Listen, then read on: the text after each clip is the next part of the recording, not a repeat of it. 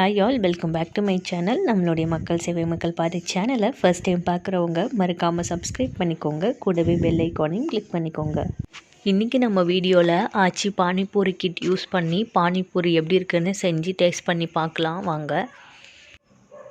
இதான் அந்த ஆச்சி பானிபூரி பேக்கு. இது வந்துட்டு 40 ருபீஸு. இப்போ நம்ம இதை வந்துட்டு ஓப்பன் பண்ணிவிட்டு இது உள்ளே என்ன இருக்குதுன்னு பார்க்கலாம். இதில் ஃபஸ்ட்டு போட்டிருக்காங்க panipuri pellets 60 gram, tamarind chutney, mint chutney, seasoning போட்டிருக்காங்க. அதுக்கப்புறம் எப்படி செய்கிறதுன்னும் போட்டிருக்காங்க. இப்போ ஓப்பன் பண்ணலாம்.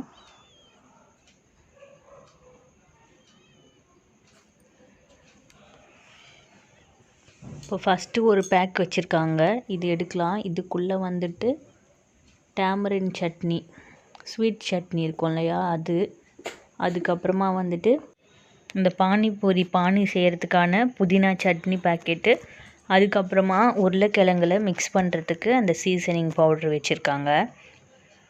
அதுக்கு பிறகு இன்னொரு பேக்கெட் இருக்குது. இதில் வந்துட்டு பானிபூரி பொரிக்கிறதுக்கான அந்த பெல்லட்ஸ் இருக்குது. ஸோ இதுதான் அந்த பேக்கெட்.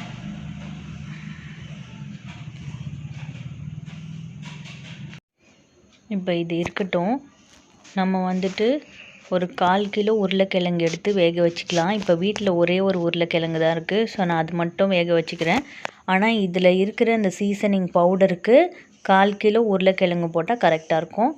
அதுக்கப்புறமா ஒரே ஒரு வெங்காயம் கட் பண்ணி எடுத்துக்கலாம். உருளைக்கிழங்கை வேக வச்சுக்கலாம். அது வேகிற கேப்பில் வந்துட்டு நம்ம இந்த மின்ட் சட்னியை தண்ணி ஆட் பண்ணி மிக்ஸ் பண்ணி வச்சுக்கலாம். ஃபஸ்ட்டு இந்த மின்ட் சட்னியை கட் பண்ணிட்டேன். இது ஒரு பவுலில் சேர்த்துக்கலாம். சேர்த்துட்டு இதுக்கு வந்து கரெக்டாக 1/4 லிட்டர் தண்ணி சேர்க்கணும். அதாவது 250 மில்லி. இதில் இப்போ வந்துட்டு 250 ml தண்ணி சேர்த்துக்கலாம். இப்போ சேர்த்து மிக்ஸ் பண்ணியாச்சு. இந்த பானி டேஸ்ட் வந்து சூப்பராக இருக்குது. அதுக்கு பிறகு நம்ம இப்போ வந்துட்டு அந்த ஸ்வீட் சட்னி பேக்கெட் எடுக்கலாம். அதே வந்துட்டு தண்ணி எதுவும் ஆட் பண்ண தேவையில்லை. நமக்கு சப்போஸ் எக்ஸ்ட்ரா வேணும்னா வேணால் நம்ம கொஞ்சமாக வேணால் தண்ணி ஆட் பண்ணிக்கலாம். இப்போ இதையும் வந்துட்டு ஒரு பவுலில் சேர்த்துக்கலாம். இந்த ஸ்வீட் சட்னியில் உருளைக்கிழங்கு சமோசாவை டிப் பண்ணி சாப்பிட்டா கூட சூப்பராக இருக்கும். ஸோ இப்போ வந்துட்டு பானியும் ரெடி பண்ணிட்டோம். இந்த ஸ்வீட் சட்னியும் ஒரு பவுலில் ட்ரான்ஸ்ஃபர் பண்ணியாச்சு.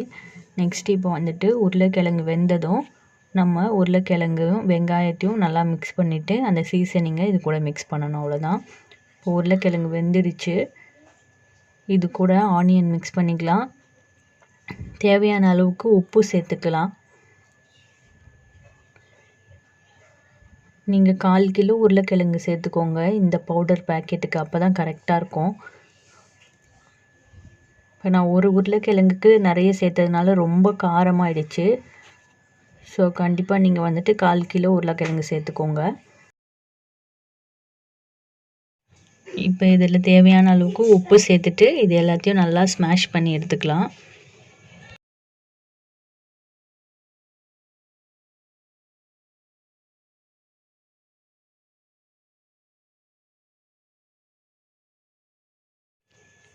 இப்போ உருளைக்கிழங்கு மசாலாவும் ரெடி ஆகிடுச்சு.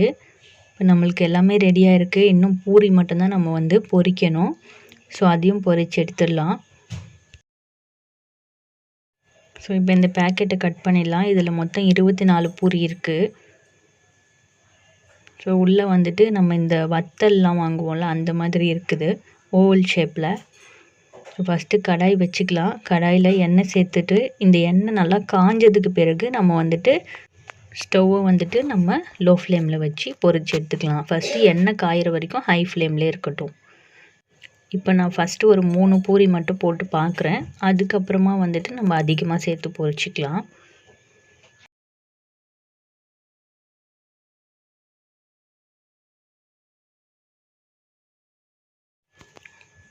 போதும், இந்த அளவுக்கு பொரிஞ்சதை நம்ம இப்போ எடுத்துடலாம்.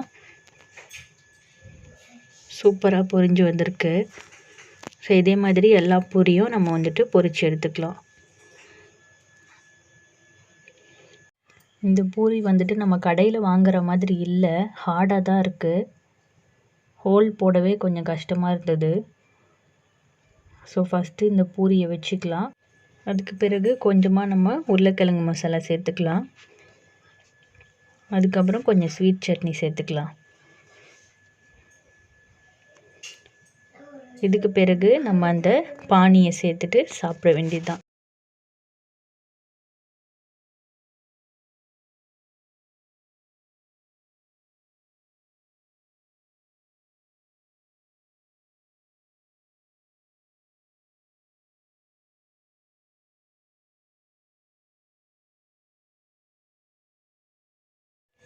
இப்போ டேஸ்ட் பண்ணிவிட்டு எப்படி இருக்குதுன்னு சொல்கிறேன். இதோட டேஸ்ட் வந்துட்டு ஓகேவாக தான் இருக்குது. ஒரு 5 ஸ்டாரில் 3 ஸ்டார் கொடுக்கலாம், அந்த அளவுக்கு இருக்குது.